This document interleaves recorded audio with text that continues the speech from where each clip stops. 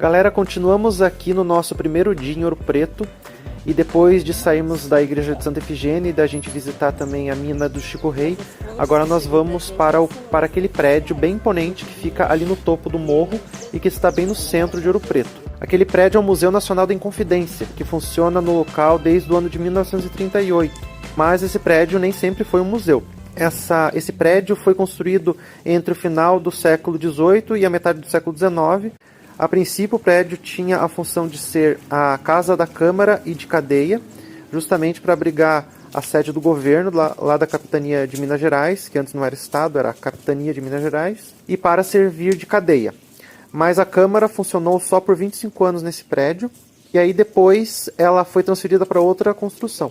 O local funcionou então como presídio até o ano de 1937, quando o governo do Getúlio Vargas adquiriu o prédio e ali passou a funcionar então o museu.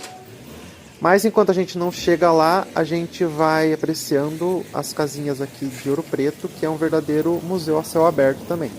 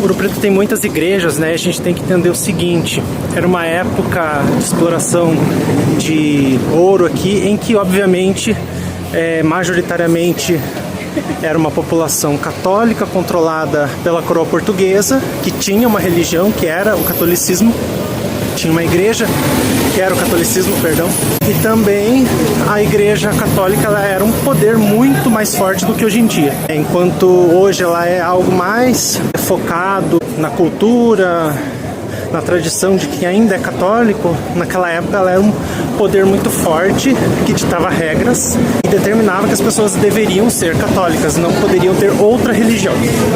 Então por isso que tinha tanta igreja aqui. Outro detalhe de ter muitas igrejas é a população da época. Ouro Preto chegou a ter 400 mil habitantes por causa da exploração de ouro. Então, para que uma população quase que 100% católica, se não 100% católica, deveria ter muita igreja aqui, obviamente, para comportar tanta gente nessas igrejas. Aqui nós estamos na praça central de Ouro Preto, que é onde fica o Museu da Inconfidência. Olha só ele aqui. A gente vai entrar aqui, a entrada é gratuita, para a gente conhecer um pouco da história da Inconfidência Mineira, uma das páginas da nossa história, em que um grupo de burgueses tentou burlar a coroa portuguesa por causa dos altos impostos que a coroa portuguesa cobrava e tentava transformar a região de Minas Gerais em uma região independente da coroa portuguesa.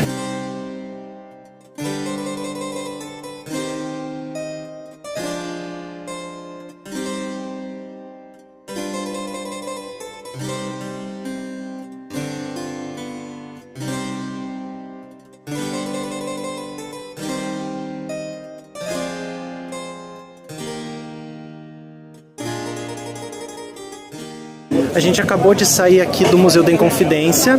A entrada é gratuita, ele funciona das 9 às 17 horas. Não dá para filmar lá dentro, só tirar foto, né? Então eu tirei algumas fotos, vou colocar aí no vídeo para vocês algumas explicaçõezinhas. Mas antes de colocar essas explicações, o que temos aqui dentro? Nós temos uma área em que eles falam mais da estrutura aqui da antiga Vila Rica, que é Ouro Preto. Eles falam também da mineração, eles contam um pouco da questão da mineração, contam também da Inconfidência, do porquê que chegou a essa questão da Inconfidência. Tem ali alguns mobiliários da época da Inconfidência, também tem partes da forca em que o Tiradentes foi assassinado pela coroa portuguesa, e também tem um panteão ali em homenagem aos Inconfidentes. Fora isso, tem áreas ali destinadas à convivência, à vida em sociedade. Também tem áreas mais da arte sacra e também do mobiliário da época. Então, na sequência, a gente tem aí uma sessão de fotos com uma explicaçãozinha aí do que temos que mais chamou a atenção da gente no Museu da Inconfidência. Esta é uma urna de eleição. É uma peça cerimonial usada na eleição do Senado da Câmara de Vila Rica. O Senado era um órgão de administração portuguesa que garantia o bem comum e a justiça na esfera local. Esses são alcatruzes. Nas minas, a água foi razão de disputa entre mineradores, tornando necessária a intervenção de órgãos administrativos para regulamentar a sua distribuição. Os alcatruzes eram os canos de barro e as manilhas de pedra, de modelo árabe, em diversos calibres, utilizados como condutores para as redes de distribuição de água que abasteciam moradias, bicas, chafarizes e tanques. O funcionamento da empresa de canalização e esgoto de Ouro Preto data de 1887. Aqui temos 3 tipos de casas que foram construídas em Ouro Preto, tanto durante a mineração quanto durante o Império. A primeira delas data de antes do ano de 1750. São casas térreas, com piso de terra batida, paredes de taipa ou de adobe, janelas com tábuas em juntas secas e cobertura vegetal, de sapê. O segundo tipo de residência data do período de 1750 a 1800. São casas térreas ou com porão para depósito ou guarda de animais. Tem pisos em lajes de pedra no porão e tábuas corridas no pavimento superior. As paredes são de pedra no porão e pau a pique no pavimento superior. Por último, temos casas feitas no período de 1800 a 1850. Essas casas são do tipo sobrado, com comércio no pavimento térreo. Os pisos são em laje de madeira no pavimento térreo e tábuas corridas no pavimento superior. Podemos verificar cobertura em telhas cerâmicas. Aqui temos uma liteira. As liteiras cumpriam a função primordial de veículos interurbanos, especialmente para senhoras, moças, idosos e enfermos. Esse modelo do tipo raso era munido de varais fixos para atrelamento a mulas e cavalos. Possivelmente uma das mais antigas existentes no país. Pertenceu aos barões de Amparo. Já aqui temos uma maquete que apresenta práticas e técnicas de mineração empregadas em Vila Rica no século XVIII, com enfoque nos processos de tabuleiros à margem do rio, as catas. Nas encostas, os mundéus, e nos subterrâneos, as minas.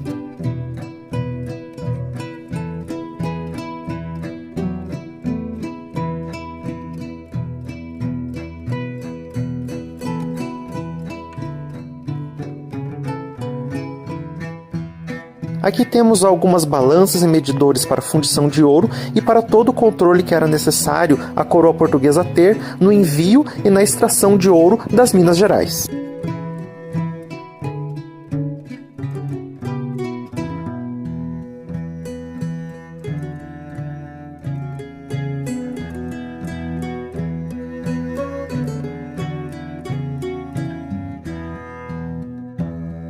Esses cadernos, inclusive, eram cadernos de contabilidade utilizados para controlar realmente quanto de ouro era extraído e o quanto deveria ser enviado para a coroa portuguesa. Aqui temos a forma mais cruel de dominação da coroa portuguesa na época da mineração nas Minas Gerais. A forma como eles exerciam a sua força contra os povos africanos. Na mineração, na lavoura ou nos serviços domésticos, o castigo do escravo, que se pretendia físico ou exemplar, era direto, espetáculo a ser assistido pela multidão. Para os colonizadores, que detinham o poder e o controle dos meios de produção e trabalho, ao ser aplicado com moderação, o castigo exercia uma função corretiva e pedagógica. Aqui temos as obras literárias de dois grandes escritores da época do arcadismo brasileiro, Cláudio Manuel da Costa e Tomás Antônio Gonzaga. São considerados os grandes precursores da literatura brasileira na época da mineração nas Minas Gerais. A obra de Cláudio Manuel da Costa é considerada decisiva na literatura brasileira, um marco de passagem do barroco para o arcadismo. Foi dedicada ao governador da capitania das Minas Gerais, Dom José Luiz de Menezes Abranches Castelo Branco, conde de Valadares, que exerceu o cargo até 1773. Marília de Dirceu é composta por 33 liras. O autor adotou o pseudônimo de Dirceu e, para Marília Doroteia, sua noiva e musa, o de Marília. O ano de publicação é o mesmo da sentença que o condenou ao degredo em Moçambique. Aqui temos alguns exemplares da forca que foi utilizada para a condenação de Tiradentes, um dos símbolos da Inconfidência Mineira. É bom lembrar que a Inconfidência foi um episódio da história do Brasil, no ano de 1789, em que um grupo de intelectuais e burgueses foi descoberto pela coroa portuguesa e foi condenado ou ao degredo, ou seja, ao exílio, ou à morte no caso de Tiradentes. Os burgueses e os intelectuais não concordavam mais com as cobranças abusivas de impostos da coroa portuguesa sobre as Minas Gerais. Apesar da Inconfidência Mineira nunca ter sido colocada em prática, porque ela foi descoberta antes de ser colocada em prática, foi um marco de toda essa luta que já começava a se forjar no Brasil contra a dominação portuguesa. Tanto que na sala temos o Panteão, inaugurado em 1942, um altar da pátria, monumento de consagração cívica aos inconfidentes e a conjuração por eles articulada. O Panteão apresenta na placa central o nome dos 14 envolvidos nessa inconfidência e 14 lápides funerárias. Promover o repatriamento foi uma iniciativa oficial do governo Vargas, que naquele momento atribuía à história uma missão redentora, reconduzindo os heróis da nação aos lugares que lhes pertenciam de direito. Aqui temos alguns exemplos de peças feitas com pedra-sabão, muito abundante aqui na região, tanto de Ouro Preto quanto em outras cidades do Caminho dos Diamantes e do Caminho Velho. Na colônia, essa pedra foi utilizada para finalidades diversas: canalização hidráulica, equipamentos de cozinha, forma de decoração de doces e escultura ornamental. Aqui temos uma peça de madeira bastante utilizada nas cozinhas da época da colonização aqui em Minas Gerais. Encontrada em abundância em florestas tropicais, a madeira foi amplamente utilizada na fabricação de utensílios e móveis domésticos. O pilão, amassadeira, gamela, instrumentos para bater, amassar, triturar, misturar, estiveram sempre instalados em cozinhas e áreas adjacentes, onde se beneficiava o milho, mandioca e farinha. Aqui temos uma prensa que era utilizada em atividades tipográficas. A imprensa periódica de Ouro Preto tem início com a publicação do Compilador Mineiro em 1823, exatamente um ano depois de proclamada a independência. Obviamente, antes disso, muito tempo antes disso, não era sequer permitido ter imprensa no Brasil, imagine em Minas Gerais. Vou mostrar para vocês agora onde que a gente está hospedado. A gente está perto da Igreja das Mercês, que é essa daqui, com essa torre, nessa ruazinha. Aí, enfim, bem estreita, né, para passar até mesmo um carro, tem que passar bem devagar. A gente chegou na noite do dia 29 e aí deixamos aqui estacionado o carro.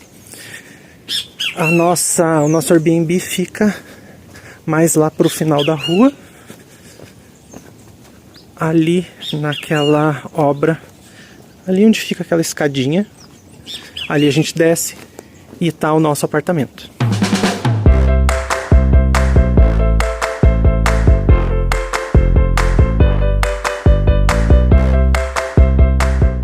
A gente parou para comer pastel de angu, um é de carne com jiló e o outro é de camarão. Eu já comi o de camarão e agora eu tô comendo o de carne com jiló. Aprovado, Hélio? Maravilhoso. Aprovado, meninas. E ó, demais.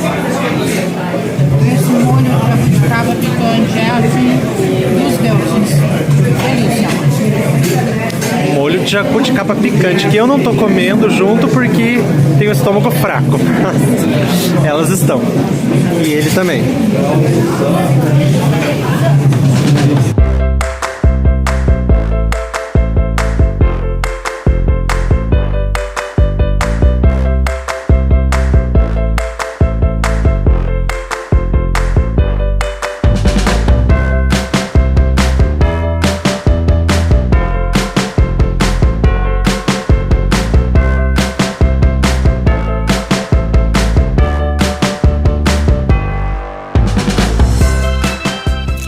Gente, compramos aqui azeitona, molho de tomate e cebola, porque viemos na cabeça que a gente ia fazer macarrão. Mas a gente esqueceu do macarrão. E agora, como faz? Quem comprou o macarrão? Não tem macarrão e a gente veio com a intenção, inclusive, de fazer um vídeo. E a gente tá com fome. E a gente tá com fome. E agora, o que fazemos? Agora a gente come. A batata deu ontem. Mas não ter É isso. nada a declarar. Nada mais a declarar. Sabe quem é a única pessoa que comeu direito hoje aqui em casa? Essa daqui, ó. A Meg. A única que comeu bem o dia inteiro.